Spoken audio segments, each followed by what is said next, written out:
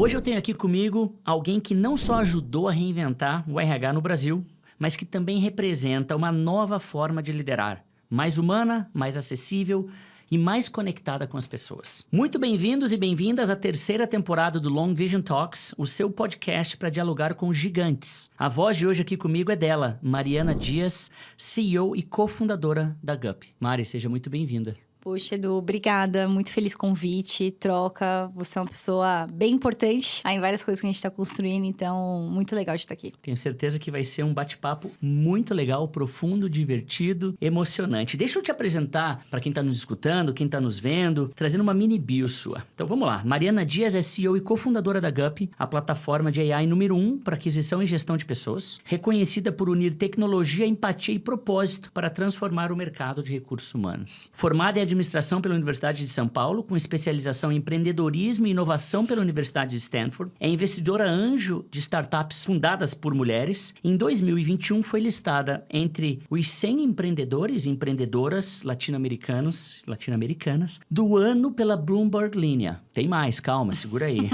No ano seguinte, recebeu o prêmio Executivos de Valor do Valor Econômico na categoria Startup de Sucesso. Em 2023, passou a integrar o programa Young Global Leader do Fórum Econômico Mundial. Depois foi reconhecida como uma das líderes mais inovadoras do país. E mais recentemente, em 2025, entrou para a lista The Founders, da Forbes Brasil, que destaca fundadores que estão transformando o mercado com propósito, inovação e impacto. Mari também é cofundadora da Máfia do Moscatel, a gente vai falar um pouquinho sobre isso, rede que reúne mulheres empreendedoras e líderes de startups de alto crescimento no Brasil, e tem como compromisso fortalecer o empreendedorismo feminino e ampliar a presença de mulheres em cargos de liderança. Caraca, hein, Mari?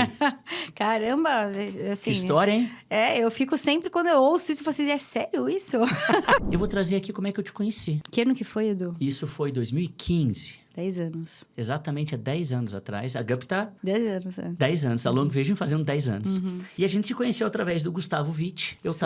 Eu e a Penélope entregando um treinamento de presentation skills para os trainees da Kraft Heinz na época. Eu lembro até hoje, o Witt me chamou aqui. Edu, vem aqui, você tem que conhecer essa pessoa. A Mari Dias tá fazendo algo incrível aqui pra gente. Conheça... E a gente se conheceu rapidinho. É. E esses dias, quando a gente falou, Edu, naquela época só tinha um PPT. Só tinha um PPT, algo incrível. Era um PPT e muita vontade. Era isso. Mas a gente vai falar um pouco mais disso, mas fala um pouquinho da tua trajetória, do teu propósito e liderança humana. Você é uma das vozes mais influentes na nova geração de líderes no Brasil, não tenha dúvida disso. Como é que a sua própria história te conduziu até o universo de RH e da tecnologia? Conta pra gente. Eu caí no RH de uma forma muito diferente. Brevemente, né, eu me formei em administração aqui em São Paulo, na USP. E durante a faculdade de administração é difícil, né, que você pode fazer tudo. E eu tinha uma certeza, eu só não queria o RH. Eu queria ir pra finanças, consultoria, marketing, vendas, menos pro RH. E aí, como eu tinha muitas dúvidas entre essas áreas que eu gostava, eu fui para um programa de trainee, que foi o programa de trainee da Ambev. Ok. E aí, durante o programa de trainee, uma pessoa, né, que era é até hoje um grande mentor meu, falou assim, Mari, vai pra gente de gestão. Aí, o que? RH? Não, vai pra RH, Mari, tá lotado de problema. Aí, aquilo me pegou. E é um negócio que eu repito sempre quando eu compartilho um pouco da minha história, porque eu gosto de problema de verdade. E aí, isso eu vi uma oportunidade, né? Poxa, então eu vou pra essa área de RH, que eu tinha um preconceito enorme, achando que era só operacional, mas eu me apaixonei, não quis sair. E aí, o link pra GUP fazer um negócio também veio de uma forma diferente. Eu não queria empreender de jeito nenhum. Quando eu tava na faculdade, eu vi alguns amigos né, empreendendo. O primeiro foi o César, do Hub, que a gente, né, tava na mesma faculdade. Eu vi ele e falei, nossa, cara, você é da McKinsey, vai empreender? Como assim, né? e também porque eu tenho uma história pessoal. Meu pai, ele é microempresário de um negócio bem pequenininho, que quase quebrou várias vezes. Então, eu não queria aquilo, essa instabilidade maluca, Brasil. Claro. Eu queria 13º salário, bonitinho, férias remuneradas. Então, uma pessoa que não queria trabalhar no RH e não queria empreender, foi empreender na área de RH. E essa sou eu. Que legal. Eu adoro essas histórias que vão acontecendo não por acaso, tem um porquê, mas às vezes muito fora do que a gente estava planejando. Exato. Você esses dias falou algo que eu achei muito legal, né? Eu não sei se eu vou repetir exatamente o que você falou, mas tem a ver com o que você disse de problema, que todo problema é uma oportunidade, é isso? Oportunidade. Um problema é uma oportunidade. Gigante. As oportunidades, elas aparecem um tempo inteiro na nossa cabeça, na nossa trajetória, mas a diferença, eu acho que é você querer ver o copo cheio ou o copo vazio. Tá meio vazio ou tá meio cheio? É o como você enxerga. E eu acho que é a mesma coisa de, puxa, aquela pessoa que não queria ir para RH de jeito nenhum, quando uma pessoa muito mais experiente do que eu falou, Mari, tem algo aqui? Puxa, deixa eu ouvir. Deixa eu querer. Quantas coisas aparecem na nossa frente, mas a gente não agarra, né? Ou quando eu tive uma dor lá na Ambev, e aí eu poderia falar assim, putz, que problemão, e fechar os olhos. Eu falei, não, opa, tem algo aqui. Deixa eu encarar isso Deixa eu aqui. encarar isso daqui. Mas você tem que querer ver, sabe, Edu? Perfeito. De como é que a GUP nasceu? A GUP nasceu com um propósito forte de democratizar oportunidades. Sim. Olha que legal. E quando é que esse propósito de fato se tornou claro para você? Quando é que aquilo falou, cara, isso aqui? Acho que propósito é um negócio que todo mundo tem falado bastante, né? Eu encaro o propósito como a união de 3 coisas. Propósito é quando a gente encara, assim, tem um problema grande o suficiente, né? Porque senão ele não vai ser um propósito que você vai se instigar. Mas ele tem que estar unido com mais 2 coisas. Uma é, você tem habilidade para fazer aquilo, né? Boa. E o terceiro é, você tem vontade? Aquilo te instiga? Então, assim, quando eu vi o propósito que eu queria resolver, era um grande problema. Que é o desperdício de habilidades, o desperdício de potencial. Quanta gente brilhante não está colocando seu potencial porque não teve a oportunidade de trabalhar num lugar legal.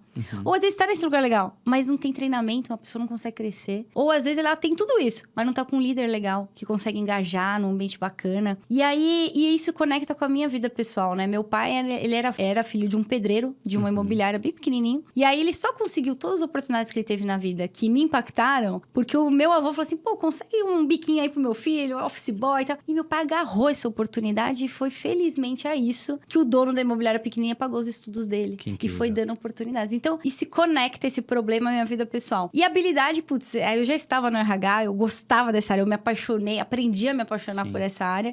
E aí a vontade. Porque assim, o propósito, tendo essas 2 coisas, é tão difícil algo grande acontecer. Tudo rema contra, né? A economia, as dificuldades, tudo vai remar contra. Então, se você não tiver muita vontade de fazer aquilo, você vai desistir. Você larga fácil. Você larga fácil, porque o custo de oportunidade é muito alto. Durante os 10 anos, eu tive um custo de oportunidade de voltar para o mercado de trabalho, virar uma super executiva milhares de vezes, quando eu estava quase quebrando, quando não tinha R$1 no banco para pagar meus funcionários. Então, o que me mantinha ali? Puta, essa vontade, sabe? Incrível. Então, acho que essas 3 coisas fizeram que, desde o começo, eu quisesse unir coisas pessoais com habilidades e com essa vontade. Liderar uma empresa em crescimento rápido, Mari, exige presença, escuta e humanidade. E aí eu vou falar um pouco com um lugar de escuta, porque eu estava dentro de sala de aula com você e com o teu C-Level. E presença, escuta, humanidade faz parte do teu DNA. Isso é quem você é. Agora, como é que você faz isso numa empresa em crescimento rápido? E como é que você construiu o seu estilo de liderança ao longo dessa jornada? Eu acho que liderança é você o tempo inteiro pegar um negócio que tem que ser lapidado, sabe? A Mari líder de hoje é completamente diferente da Mari de 10 anos atrás. Então, eu saí de uma grande empresa que tinha uma cultura super forte. Então, meu primeiro ímpeto foi copiar aquela cultura naquele início. E eu fui aprendendo que o nosso estilo de liderança, ele precisa ser refinado, ele precisa ser lapidado o tempo inteiro. Então, o que eu tinha muito forte de valores é realmente escutar. Eu acho que eu sou uma pessoa muito humana, mas eu sempre fui muito performática. Por isso que eu gostava da cultura da Ambev. Eu sempre fui voltada para resultado. Eu gosto de resultado. Dentro das teorias, né, de motivações, um grande motivador meu é a conquista. Eu amo conquista. Então, como unir essas 2 coisas? E eu acho que em alguns momentos, esses 10 anos, eu entrei até em conflito com o meu próprio estilo de liderança. Porque ao mesmo tempo que eu sou super performática, eu quero as pessoas super bem, né? Super engajadas, felizes. Mas eu acho que esse é o grande ponto. Não é um ou o outro. E eu tive que aprender isso. Não é isso? É isso. O performance não está atrelado a você não cuidar das pessoas. E isso é muito mais poderoso quando está junto. Claro. E aí eu fui aprendendo que, por exemplo, uma liderança humanizada não é você ser passivo, você ser bonzinho. É você ser justo. E muitas vezes ser justo é o caminho mais difícil. É o caminho mais desconfortável. Mas é o caminho que você vai ter que enfrentar com respeito, com justiça. Então, muitas vezes as pessoas confundem, né? Uma liderança humanizada com ser passivo, ser bonzinho. Não tem nada a ver com isso. E aí eu percebi que, assim, tudo que a gente, tinha de sonhos e queria conquistar, só tinha uma coisa que ia fazer dar certo, as pessoas. Então, como unir pra gente ter as melhores pessoas, elas estarem bem, elas estarem engajadas, com a visão clara. Mas a gente ter que conflitar quando tem que conflitar. Ter que discutir quando tiver que discutir. Porque senão você vai ser passivo e você não vai conseguir chegar longe, né? Verdade, boa. Eu falei que o nosso podcast tem um momento que é que é o momento pegadinha. Não é bem pegadinha. Eu tô ansiosa pra esse momento aí. É o momento espontaneidade. Então, eu te contei aqui no início que você vai receber um exemplar desse livro que eu sou apaixonado. O Menino, a Topeira, a Raposa e o Cavalo. É uma história muito legal desses 4 personagens que se encontram nessa caminhada. E são reflexões simples, mas muito profundas. E eu escolhi um momento aqui diferente para você. Nesse lugar aqui, os 4 estão sentados juntos. A Topeira, a Raposa, o Menino e o Cavalo. E aí, já que você falou se descobrir, ou se reinventar na liderança, a conversa é a seguinte. Qual foi a sua maior descoberta? Perguntou a Topeira. Que basta ser do jeito que eu sou, respondeu o menino. Então, eu queria te escutar um pouquinho sobre isso. É muito difícil você realmente ser quem você é. E eu também acho que esse é um grande aprendizado, sabe? Quando você é você mesmo naquele ambiente de trabalho, o potencial, que é o meu propósito hoje, né, dentro da Gup, como impulsionar o potencial dos talentos com tudo que a gente faz, ele é muito maior. Porque se você não consegue ser você mesmo, você vai ter amarra, você vai ter bloqueio, você não tá colocando tudo que você poderia estar colocando ali. A Mari profissional, nesses 10 anos, teve que se descobrir muito, não só nessa parte de liderança profissional, mas na parte pessoal também. Então, eu comecei a Gup casada com um homem e hoje eu sou casada com a minha cofundadora, uma mulher, e a gente tem uma filha. Então, foi um processo de descoberta gigantesco. Transformador. Onde a gente teve muitos preconceitos, muitas barreiras, muitas dificuldades. Quantas CEOs mulheres no Brasil, empresas do nosso tamanho, saem de licença maternidade com a sua cofundadora? Eu não conheço nenhuma. Acho que só vocês. Só nós duas, no Brasil inteiro, talvez na América Latina. Incrível. Então, como é que você faz isso? Onde está o playbook? Né? Quanto tempo é essa licença? Então, como é que você constrói isso? Como é que você fala disso com um board de investidores? Então, acho que teve tanta transformação, tanta reinvenção também do lado pessoal. Mas hoje, eu sou muito realizada. Que legal. Eu tenho muitos desafios, eu trabalho pra caramba, você me acompanha, verdade, assim, é nossa! verdade. Assim, eu não acredito nessa divisão de vida pessoal e profissional. É difícil. Eu realmente acredito na integração das duas coisas. A conexão das Conexão. E eu podendo ser quem eu sou, nossa, assim, isso me trouxe uma realização. E a realização te traz o quê? Vontade, energia. E coisas grandes acontecem quando você tem vontade e energia. É libertador, né? Libertador. Primeira vez aqui no podcast que eu vou pegar o meu celular. Em nenhuma outra conversa eu peguei, mas eu peguei aqui um post que você fez, que até me emociona, porque foi um momento que a gente se conectou e você escreveu assim: no sábado foi dia do orgulho, mas pra mim como mulher, mãe, LGBT e CEO é todo dia. Liderar com verdade não é simples, ainda mais quando sua existência por si só desafia padrões. Sou mulher, sou mãe, sou LGBT, sou CEO e tudo isso ao mesmo tempo. Tenho uma filha linda, uma esposa incrível e uma empresa que todos os dias me mostra o poder de criar algo maior quando se lidera com propósito, coragem e autenticidade. Isso aqui foi em julho. Nossa, Edu, verdade. E quando eu li, e tem mais, né? Isso aqui é um post que quando eu li bateu muito forte pra mim por um momento de vida que você me ajudou muito, inclusive, que foi muito importante pra mim, dentro da minha casa também. Mas é sobre isso, né? Você se descobrir, você ter um ambiente onde isso é bem aceito, um solo fértil para que você possa crescer e deixar os outros ao seu redor crescer também. Total, Edu. E às vezes esse solo, ele não tá fértil pra você se abrir, pra você falar, mas é também sobre como você constrói esse solo, sabe? Eu, antes de me descobrir LGBT, eu achava que não existia mais isso. De verdade, assim, Olha só. Putz, não tem isso, não tem preconceito. E depois que eu me assumi, eu falei, nossa, tem sim. E foi muito interessante você construir o solo fértil e tem um poder disso, que é o poder do exemplo, né? Que a gente fala tanto do poder do exemplo pra cultura, Sim. mas também sobre essas aberturas de caminho, que quando a gente foi lá e falou, né? Puxa, nós somos um casal, teve de casal que não conta, que ninguém sabe, que tá aí, que todo mundo que começa a aparecer. Mas que apareceu, mandou mensagem, eu falei, caramba! E não só de pessoas LGBTs, mas, por exemplo, fundadores, homem e mulher, que são casados e que namoram e tem medo de falar pros investidores e não conseguem ser quem eles são. Então, tá lotado disso no mercado. Eu também, né, estive nesse lugar, demorei pra falar, Sim. tive medo de falar. Mas acho que o meu maior aprendizado é que quando você é você, que eu acho que é essa frase... Exatamente.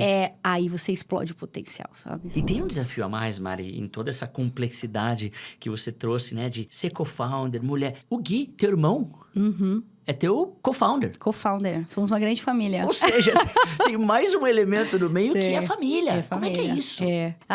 É super complexo, né? Hoje, interessante, assim, no Brasil, uma boa parte das grandes empresas são familiares, Sim. né? Mas tem prós e contras disso. Então, tem uma parte quando você consegue ter essa sinergia para trabalhar junto, a parte boa é que você conhece muito bem, tem um trust muito alto, comprometimento, confiança, tem toda, assim, uma lista de coisas boas. Mas tem algo muito difícil que é conseguir separar essas duas relações, né? Quando você coloca o chapéu. E muita gente sempre me pergunta, assim, por exemplo, o Guilherme, que é meu irmão, puxa, como é que você não leva a parte pessoal pro profissional? Eu falei, putz, se esse fosse o problema, eu estaria feliz. O problema é que eu levo o profissional pro pessoal. Quantas vezes o Gui fala assim, Mari, aqui você é minha irmã. Aqui você não é CEO da Gup. E esse é o meu maior desafio até hoje. Então, a gente teve que aprender e criar governança, né? Quando, poxa, a grande parte das maiores empresas do país são familiares. Mas conseguiram criar guardrails, conseguiram criar governança para que isso seja uma potência e não um problema. E vocês fazem muito bem isso. Vocês fazem muito bem isso. De novo, né? Eu, com a minha vivência com vocês lá, dá para ver como isso já tá enraizado, faz parte. Eu acho que no início talvez possa ter sido um pouco mais difícil, mas hoje já é orgânico, né? Hoje é orgânico. A Gup foi pioneira no uso de AI para recrutamento no Brasil. Como é que você vê a evolução dessa tecnologia nos próximos anos dentro do RH? Tenho estudado muito sobre o futuro do trabalho, qual que vai ser o grande impacto dessas novas tecnologias, porque inteligência artificial no mundo do RH, isso já está sendo falado há muito tempo, né? A gente mesmo começou 10 anos atrás com inteligência na parte de ordenação de pessoas candidatas no recrutamento e seleção. Agora, o grande salto é esse mundo de agentes. Esse mundo de agentes, onde a diferença de que você tinha, por exemplo, né, numa inteligência artificial tradicional, para um LLM, para um agente, é que esse agente ele consegue decidir, ele consegue operar. E quando você fala no mundo de gestão de pessoas, quanta coisa pode ser feita por isso? Muita coisa. E aí que, assim, desde que eu voltei de licença maternidade, esse tem sido o principal ponto que eu tenho mais estudado sobre o que vai mudar das relações, porque já está acontecendo estruturas organizacionais onde estão compostas por agentes e por pessoas. Sim. Como que você desenha essas interações? Como é que você combina esses outputs, os outcomes? Cada vez mais a gente vai ver um RH trabalhando por outcomes, menos por processo, que ainda a gente trabalha muito no RH por processo, né? Poxa, não, e na verdade você tem que agora voltar e começar a trabalhar para outcome. Como é que você faz um processo de recrutamento e seleção que agora você tem um agente que consegue fazer, por exemplo, todo um processo de triagem, que é uma pré-seleção por WhatsApp conversacional. E outro dia eu me esbarrei com uma cliente nossa que ela falou assim, Mari, estamos com um problema gigante nisso. Aí eu falei, o quê? Puxa, vocês têm que conseguir desenvolver uma tecnologia que eu veja se aquela pessoa candidata usou o ChatGPT. Que é um absurdo, agora tá todo mundo usando. Eu falei, a gente não vai fazer isso. Porque você tem que entender que bom que essa pessoa usou o ChatGPT. E a gente vê uma discrepância nisso, né? Faz sentido. Eu, como RH e líder, eu posso usar, mas você não pode. Né? Aí eu fiz uma conversa mais profunda. Eu falei assim, mas por que usar o ChatGPT pro candidato é um problema? Porque, na verdade, ele vai conseguir melhorar o texto, ele vai conseguir melhorar a eloquência dele, de colocar a resposta, vai performar melhor. Incrível. O que você tem que estar preocupado é se o que ele coloca ali é verdadeiro ou não. Que, na verdade, ele poderia colocar via ChatGPT ou via não ChatGPT. Perfeito. Né? Então, esse não é um problema. Então, eu acho que a gente ainda está num processo de entendimento sobre essas tecnologias, onde pode entrar, onde não pode entrar. Eu tenho uma visão que dentro da área de recursos humanos, tem muito processo que é crítico. Por exemplo, entrevista final é um processo crítico. Aqui eu não acho que a gente tem que colocar nenhum agente, tem que ser pessoas. Tem que ser pessoas. Mas tem 80% do processo que dá pra você colocar pra você conseguir estar com as 3 melhores pessoas pra entrevistar e você decidir. Então, um processo crítico entra um humano, no processo não crítico não entra humano. Pode entrar um agente, né? Só que isso vai bagunçar a forma como a gente opera, como a gente treina, como a gente desenvolve, como a gente avalia a performance, né? Como que a gente combina habilidades com agentes.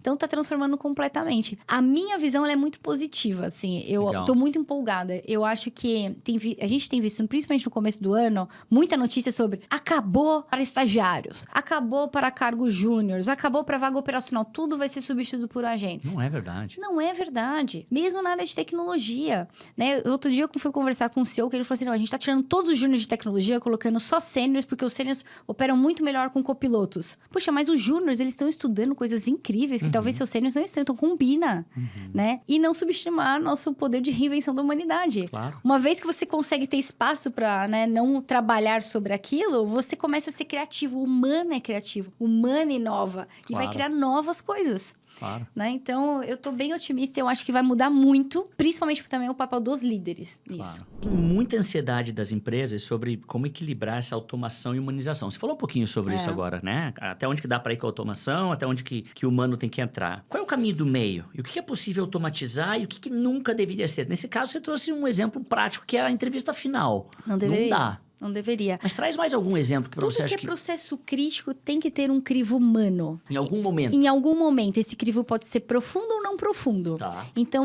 vamos falar, por exemplo, avaliação de... desdobramento de metas. Desdobramento de metas dentro do processo de gestão de pessoas é muito complexo. A maioria das empresas passam mais de 40% do tempo desdobrando metas. Vê se pode. Não. Tá.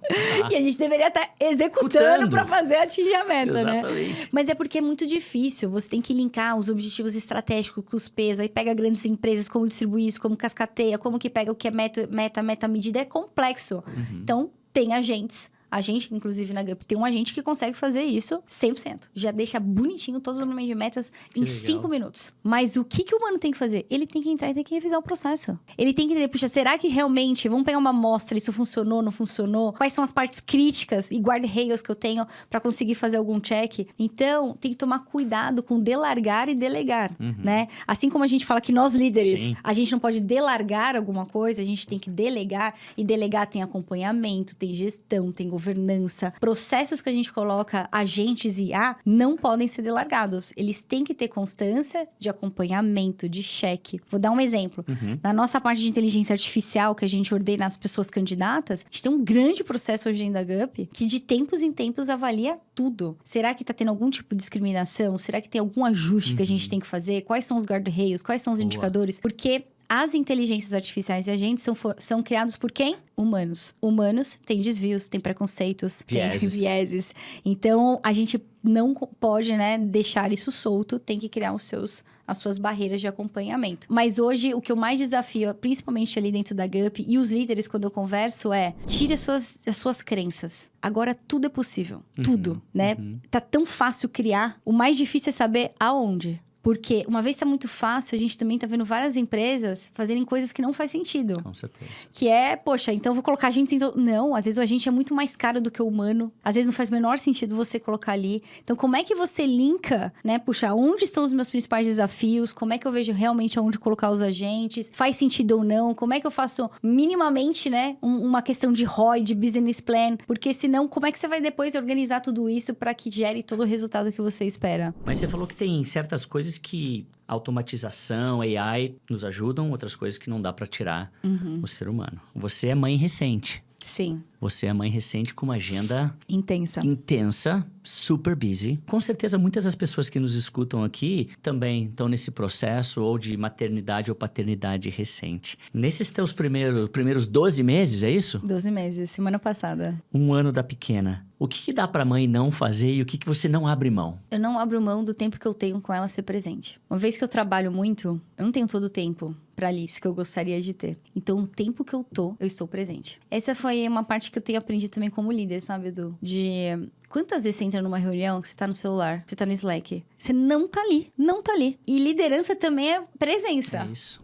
Esse é um negócio que, assim, eu fui também concretizando na minha cabeça de... O que faz as pessoas irem do ponto A pro ponto B, né? Tem um propósito, tem a meta, mas é mais do que isso, é energia. É como é que você guia essa energia. E energia é muito da presença, do toque. Então, uma das coisas que eu faço é quando eu chego em casa... Eu já tenho meu processinho. Eu chego em casa, primeira coisa, tirar a roupa do trabalho, lavar a mão, né? Pô, bonitinha ali pra Liz. Eu deixo meu celular em cima da minha mesa e subo. E aí é o meu... Esse é o tempo teu e dela. Meu e dela, né? E da Bruna, minha esposa. Claro. Então, ali. E eu acho que é legal isso, porque eu, como pai de 3 aqui também, 3 meninos, é muito sobre isso, né? Não é quantidade, mas é qualidade. Porque a gente não vai ter todo o tempo do mundo que a gente gostaria de ter. Exato. Mas aquele tempo que a gente tá lá, seja com o nosso time, seja com o nosso filho, com a nossa filha, tem que ser um tempo de qualidade. Ainda mais quando a gente tá nesse frenesi total. É isso, né? Exatamente. Outro dia alguém me perguntou, Mari, como que a gente fala tanto dos super workers, né? São as pessoas que agora com AI podem ser super trabalhadores. Você virou uma super mãe, né? Com o IA, que tem alguma coisa que a IA tá te ajudando como mãe. Eu fiquei pensando, falei, caramba, ninguém fez essa pergunta. Eu falei, tem. E aí eu falei, caramba, agora concretizei aqui. Eu me vi em vários momentos, porque assim, ser mãe não tem playbook. Cada criança é diferente, cada momento é diferente. A amamentação é um negócio que eu esperava A, foi B. O sono é um negócio A. Mas, por incrível que pareça, a ChatGPT, por exemplo, me ajudou muito. Encurta caminho, né? Poxa, pegar aprendizados, quais são os principais insights daqui, do mundo. E estudei. Né? Porque tudo é estudar, o líder não tem que estudar. Total. Poxa, tá lá e refinando. Você ser mãe também. Então, vivi muito estudando. Isso não quer dizer que, mesmo estudando, a gente vai ter todas as respostas. Não é sobre isso. Não, você vai errar muito. Mas é minimizar e criar, né? Perfeito, é estudar. É estudar. A Gup cresceu rápido, fez aquisições e se posicionou como líder de mercado. Como manter essa cultura viva durante momentos tão intensos de expansão, Mari? Cultura é intenção. É intenção. Igual a gente falou que liderança é você também colocar muita energia, a cultura é muita energia. A Gup já teve momentos de cultura extremamente fortes e também teve momentos de cultura fraca. E aí, como é que você faz pra você balancear tudo isso? Então, num momento que em 2 anos a gente faz 3 M&As, balançou muito a nossa cultura. Eu imagino. E como que você faz pra restabelecer tudo isso? O meu aprendizado de cultura nesse crescimento doido que a gente teve é entender muito bem o que são esses valores. E às vezes aqui menos é mais, né? Dos valores. Quantas empresas têm assim? 15 valores, 10 valores. Será que você tá realmente vencendo aquilo? A gente fala muito do exemplo, mas o exemplo ele tem que ser intencional, ele dói, ele é difícil, tem que fazer o tempo inteiro. E o que eu acredito muito que a gente fez nesses 10 anos foi revisitar a cultura de tempos em tempos. Porque cultura, no final do dia, é quais são aqueles comportamentos que a gente acredita que são essenciais para esse negócio operar da forma que a gente acredita. Só que o mundo muda, você contrata talentos diferentes, e é o mesmo olhar vivo que a gente falou que a gente tem que ter para novas oportunidades, para a cultura também. Será que tem novos comportamentos que fazem mais sentido do que outros? Total. Né? Então, e aí você vai revisitando, você vai ajustando e você vai contando. Cultura também é você contar todas as histórias, boas e ruins. A gente fala muito na Gup que cultura é o quanto você reforça o tanto que você premia, mas o quanto você tolera. E o quanto você tolera é o que a gente acaba mais fazendo. Veja bem, teve um desvio de cultura, passa a mão na cabeça. Não pode. Não dá. Não dá. Ela não espera. Ainda mais agora que a cultura não está tão vista. Porque a gente tá online, tá híbrido. É mais difícil você fortalecer cultura em momentos híbridos. Faz super sentido. Então você tem que criar novas formas. Quais são os novos canais que eu vou contar a história? Por exemplo, agora a gente tá fazendo na Gup Cultura Talks. Então até ontem eu tava gravando Cultura Talks, que a gente pega algumas pessoas da cultura que são super exemplos em alguns valores, pessoas sócias, e aí a gente vai e conta sobre aquilo. Puxa, me conta, como é que você faz? Fala coisa difícil. Teve vezes que você não conseguiu fazer isso? Pô, me conta, o que você fez pra contornar? Falar a realidade daquilo. E por que aquilo é importante. Então, o tempo inteiro, intencional, refinando. Mas tem que partir da liderança. Não é uma coisa do RH. A cultura não pode ser delargada. Founders, auto-executivos, tem que abraçar e tem que contar o tempo inteiro. Não é algo que pode deixar também só na mão do CEO, né? Todo mundo. Patrick Lencioni, que é o autor do livro, a gente vai falar um pouquinho sobre os 5 desafios das equipes. Ele tem uma fala que eu acho muito legal, que ele fala assim, toda liderança, alta liderança, média liderança, todo mundo tinha que incorporar o título de CRO, que é o Chief Repetitive Officer. Ou seja, é a liderança que está repetindo os valores, que está repetindo a cultura, que é o tempo inteiro, como você falou. Não é uma vez só. Repetição. Eu quero trazer algo que aconteceu com a gente, que foi muito legal. Então, a gente fez o nosso workshop com o C-Level. E depois você me chamou. Edu, vem aqui, tem um dia que é o... Dia T. O Dia T, que eu fiquei apaixonado pelo Dia T de vocês. Achei algo incrível. Que é um pouco sobre isso, né? Da cultura, reforçar. E ali, vocês fizeram uma coisa que poucas equipes fazem, ou poucos times estão dispostos a fazer. Vocês abriram o jogo e o resultado de vocês para todo mundo. Galera, tá aqui, ó, nosso resultado de confiança é esse. Nosso resultado de conflito produtivo é aqui, temos que melhorar. E eu achei aquilo de um poder tão grande, porque mostra a vulnerabilidade do C-Level, a abertura de vocês para falar, ó, aqui a gente tá mandando bem, mas aqui a gente não tá mandando bem. O que isso gerou para os líderes naquele momento que vocês abriram os resultados de vocês? Falamos de conflito produtivo, das caixas, né? O que isso gerou? Que a gente tinha, né? Que a gente tinha. Assim, ó, galera, a gente tinha um monte de caixa aberta aqui. Edu falou pra gente fechar. É isso. Eu acho que quando você fala a real, a verdade, conecta. É tão simples quanto isso, mas é difícil falar a real. Difícil, né? É muito difícil falar que errou. É muito difícil falar que não deu certo. Coisa mais fácil que tem, ainda mais quando você cresce, todo mundo tá tentando só te colocar coisa bonita. Isso me estressa num nível, assim, altíssimo. Ô, Mari, você sabe que eu vou conectar, eu rodando várias equipes, eu escuto muitas coisas legais, né? E uma dessas expressões que eu escutei, que eu uso até hoje, que é o seguinte, não adianta querer passar o batom no porco. Não adianta. Não adianta. É isso, né? É isso. E assim, isso me irrita no nível 10. Assim, o que mais te irrita limita é isso. As pessoas quererem pintar uma coisa boa quando ela não é boa. E eu avalio muito isso num talento, assim, a humildade intelectual, a coragem de falar que errou, de que, poxa, não tá legal. Porque aí a gente vai resolver, Claro. entendeu? Vamos É mais resolver, rápido, né? é muito mais rápido, é muito mais simples. Quantas vezes a gente fica ali passando sobre um problema, tentando descobrir qual que é o problema? Pô, leva já o problema. Comece, não tá legal, vamos resolver isso daqui. Então, o dia lá, a gente falou assim, gente, fizemos um assessment aqui no C-Level. Se tivesse ótimo, então eu nem ia chamar o Edu, né? Então, se o Edu veio aqui ajudar, porque não tá, é ótimo, já começa por aí. Eu ouvi depois, vários líderes me mandaram mensagem no Slack também, assim, nossa, Mari, que legal, isso daqui também não tá bom, não. Aí a pessoa até deu um clique, né? Puxa, isso daqui também não tá bom, então deixa eu arrumar. Olha Isso. só. Então, muitas vezes lá na Gup a gente começa assim, gente, isso daqui não tá bom. Então, assim, já vai direto ao ponto, entendeu? Pra gente, Perfeito. né? E também o tal do elefante na sala. Já te falei isso aí? Aham. Não? Eu lembro, Elefante? mas... aham. O elefante sabe aquele quando você tá numa reunião, né? Poxa, tá tentando pegar qual que é o problema, a galera pegou e ninguém quer colocar o problema na mesa. O elefante, então põe um elefante na mesa Claro. pra gente poder discutir, né? Aí a gente vai atrás da solução. Muito legal. Coisa simples de falar, mas difícil de fazer, né, Edu? Exatamente.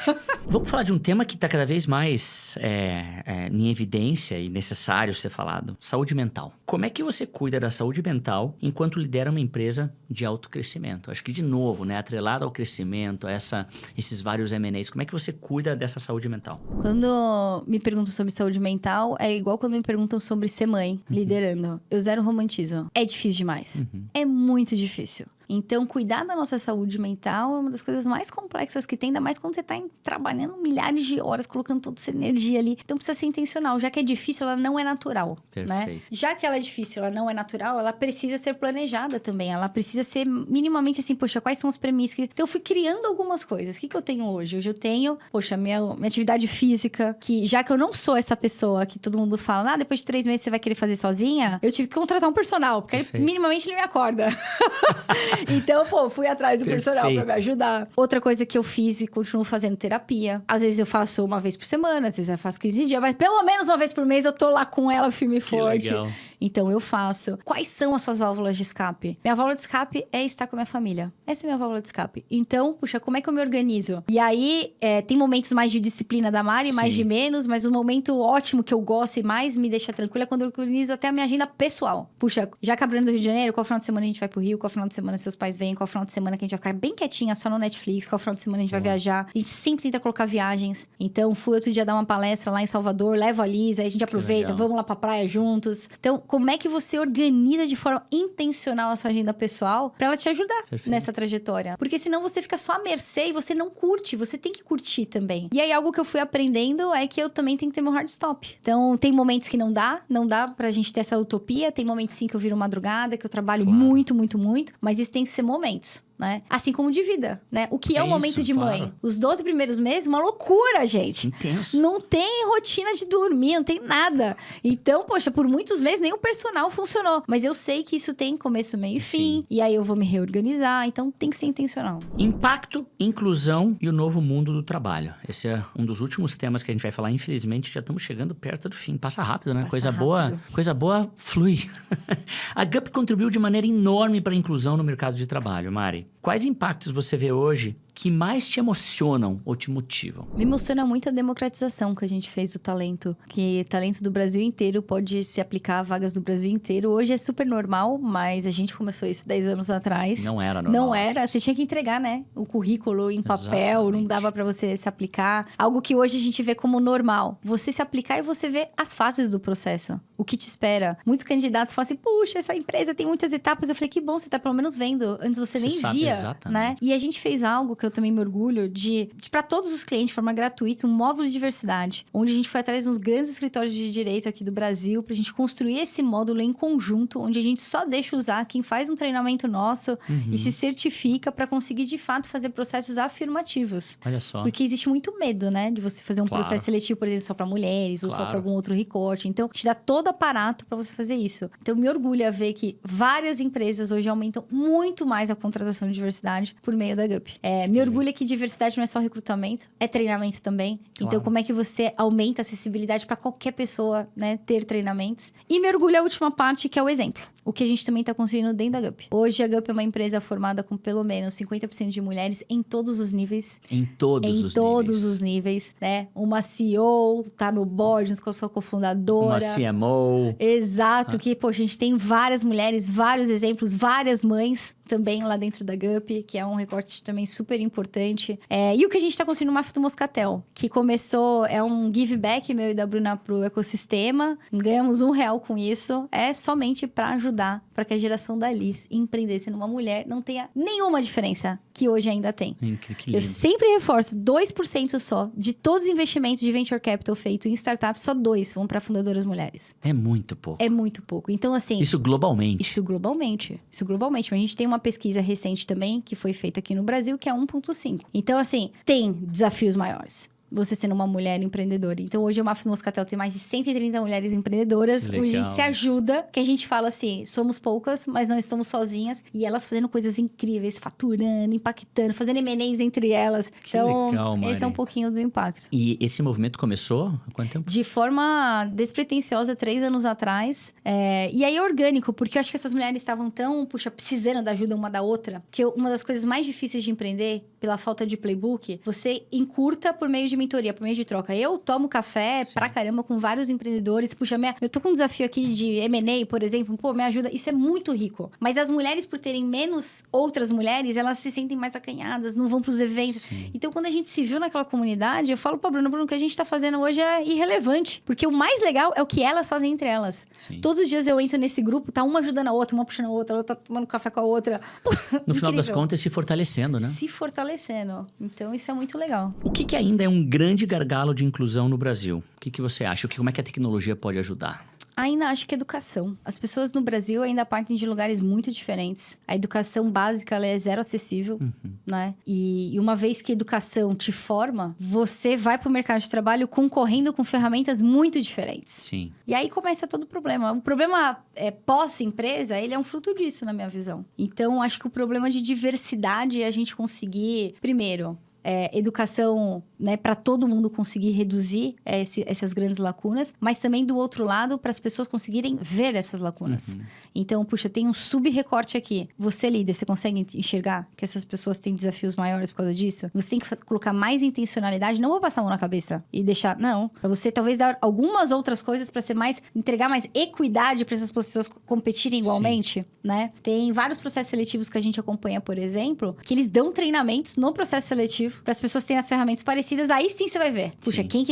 quem que vai performar melhor aqui? Então, acho que a educação dos dois lados é algo que a gente Ainda é um precisa gargalo. remar. É um gargalo. Ô Mari, a gente tá chegando na última parte aqui. O meu time coloca aqui o momento lightning, né? Que eu perguntei, é o meu momento Marília Gabriela aqui? Eles falaram, é isso mesmo. Então, eu tenho aqui algumas perguntas para você. Um conselho para quem tá começando a liderar. Lidere você mesmo, a você mesmo primeiro, né? Você tá começando a liderar, a primeira coisa que você tem que saber é se autoliderar. Como que você vai se reinventar? Qual que vai ser sua rotina de aprendizagem? Você realmente sabe aonde estão as suas lacunas? Passa por autoconhecimento? Passa por autoconhecimento total. Quantos líderes são ótimos de formar PDI, ver onde estão os gaps dos seus colaboradores e não conseguem ver os próprios gaps. Então, o meu primeiro conselho é, entenda quem você é. Puxa, eu sou um líder, mas eu sou mega introvertida e tá tudo bem, tá cheio de líderes incríveis introvertidos. Mas em alguns momentos, você vai precisar ser extrovertido. Sabendo disso, como é que você refina, como é que você treina, como é que você se coloca nestes desafios, né? Então, esse é o meu maior conselho. Se conhecer. E segundo, pessoas. Tem que ter um time top. Um erro que virou aprendizado. No começo da GUP, eu queria fazer tudo. Tudo. Colocava a mão. Ainda ponho muita mão. E muita coisa. Mas eu fui melhorando, né? E eu achava que eu tinha que ser a super heroína. Ter a resposta pra tudo. Fazer tudo. E não.